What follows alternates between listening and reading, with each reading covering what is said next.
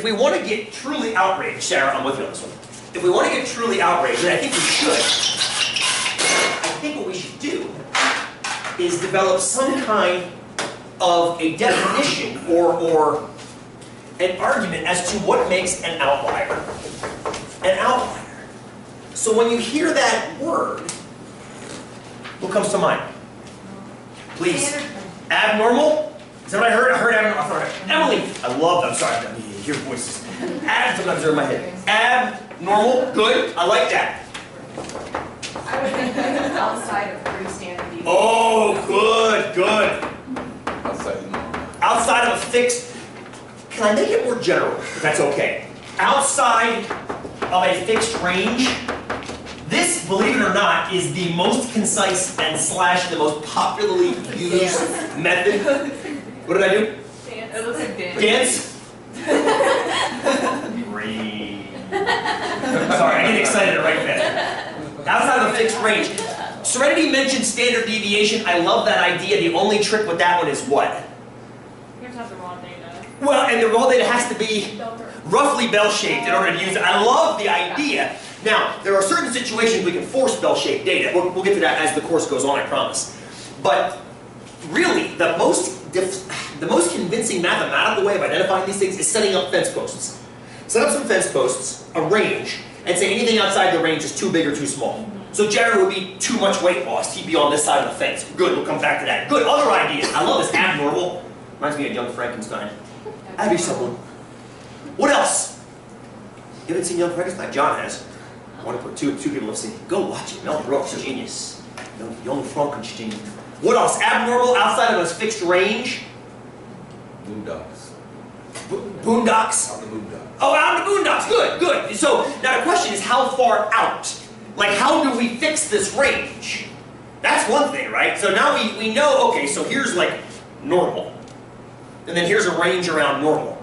So the question is, how are we going to... Caitlin, go. Would it be like the trimmed mean? Like, would that be outside of the range? It should, I love what you're saying, it should take care of them. Ideally, and many of you nailed this on the exam, I asked, what does the trim mean based on this data? And why would you ever use it? And I think most of you went and said, oh, the trim mean's great because it pulls off the outliers. So the idea of it is you re-average to find the middle without 1 or 2 or 3 extreme values. Yes. But sometimes I don't want to throw them away, I just want to find them. So thank you for that. But if you will, I want to leave that alone for now, because sometimes the outliers tell me something. Remind me towards the end to tell you about Max and his outlier behavior in one aspect of his very young life. And I don't want to throw it away, I want to analyze it and find out why. We'll come back to that. It doesn't involve the cat poop in the ice cave either, so it's not gross. Cool, thank you, Caitlin. Good. Anything else? Maybe one extreme or the other? Good! Looking for extremes. So we're looking for extremes. Yes, I get it. Yeah, and we don't want to throw them away. Not that throwing them away is not a bad idea, Caitlin. Here's an idea of why sometimes you do want to throw away extremes. A study was done, oh my God, it's been at least 20 years now, on miles per gallon on certain station wagons. Now, it's been at least 20 years because they're not called station wagons anymore. They're called SUVs now. And this one station wagon model was getting significantly higher miles per gallon than everything else in the study. And they were all like 4 cylinders, they were all front-wheel drive, and they were all, well, 5 doors, and 4 doors in a trunk. And, you know, relatively the same exact car. But this one was rising to the top, like it was getting like 5 or 6 mpg higher than every other car in the study. And the testers kept, his car and driver, I think, did the test. They kept going back and looking, going back and looking, going back. What the hell? This one car, what is going on with this one car? And it wasn't just one car, they tested a fleet of them. They were all going to miles per gallon. And finally somebody said, wait a minute. They went down, they were looking at another visual inspection, and they noticed, you ever check your tires? As you notice when they get low, they start getting that little belly in them. They noticed this one particular car had no belly at all in the tires. And what they discovered was, I think it was Buick was the manufacturer of the car, recommended, I think it was at 5 or 6 or 7 PSI higher inflation in the tires than the other ones, which all had the same tires on them. But the higher inflation means less rolling resistance, which means better mileage. So once they lowered it back down to match the other cars, the miles per gallon fell in right away. So the outliers right then should be thrown out. You shouldn't be averaging them in, or even talking about them realistically because they were gotten kind of erroneously. So there's an example for a trim mean, yes. But what's interesting about the outlier was once they got it, they wanted to know why they got it. And that's why you don't always want to throw them away right away. Maybe that Buick did have better mileage because of the way the cylinders were lined up. I'm going to pretend I understand engines, I don't. But maybe there's something about the engine, but it turns out it was just the tire inflation. So you don't always want to get rid of them right away. Sometimes you want to identify it. Thank you. Because sometimes it's really not an outlier. Because sometimes it's not an outlier, it's a whole different population. And then you go, yes, you have just described Meth 244 in 30 seconds, Lauren, thank you. Yes, sometimes it's not an outlier. It's actually a whole other population that you don't know anything about yet. That's why you have things like polio vaccines and Advil. And it's funny, you chuckle, you're like, oh my God, that's exactly what it is. Those were outliers on a data set, but you're like, oh, wait a minute, no, this is actually a lower polio rate. Give me that shot, please. So, cool?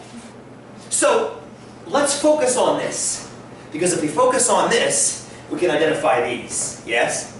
Now first we need some data. Let's try to generate some right now.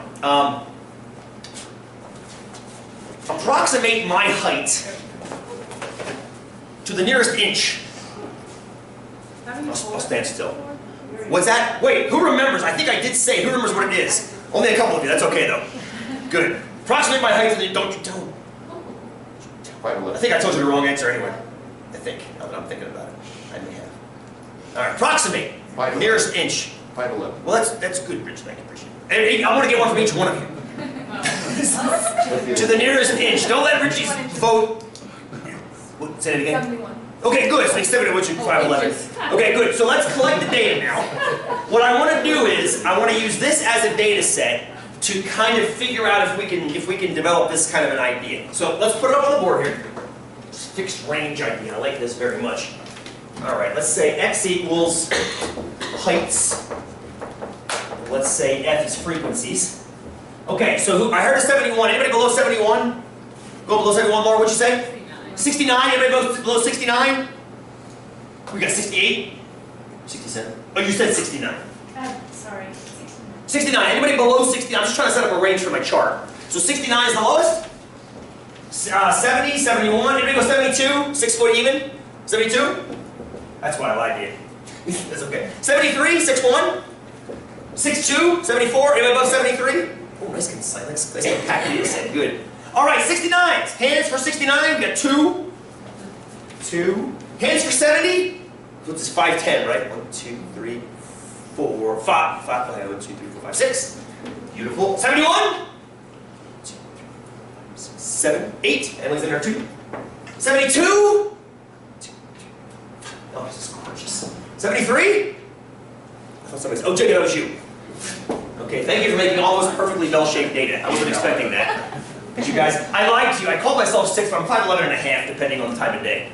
So I always call it 6 foot because with the hair it really is. But, oh, I did say 5'11", but you said 72. I know, because you said it's... Oh, because I lied to you. Yeah. Oh, good. Good. I lied to you in general. So good. Now, the idea is we want to set up a range of values. I like this idea of set up a range, set up a fence, and once you have a fence set up, anything outside the fence, we're going to call outliers.